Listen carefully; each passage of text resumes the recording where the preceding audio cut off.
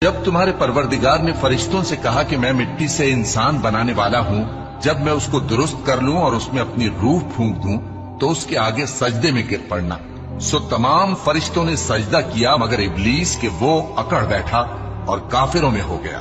اللہ نے فرمایا کہ اے ابلیس، جس شخص کو میں نے اپنے ہاتھوں سے بنایا اس کے آگے سجدہ کرنے سے تجھے کس چیز نے منع کیا؟ کیا تو غرور میں آ گیا یا اونچے درجے والوں میں تھا؟ بولا کہ میں اس سے بہتر ہوں کہ تو نے مجھ کو آگ سے پیدا کیا اور اسے مٹی سے بنایا۔ فرمایا بس یہاں سے نکل جا، تو مردود ہے اور تجھ پر قیامت کے دن تک میری لعنت پڑتی رہے گی۔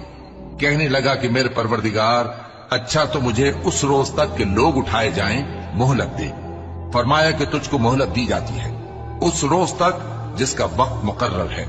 کہنے لگا کہ مجھے تیری عزت کی قسم، میں ان سب کو بہکاتا رہوں گا سوائے ان کے جو تیرے چنے ہوئے بندے ہیں۔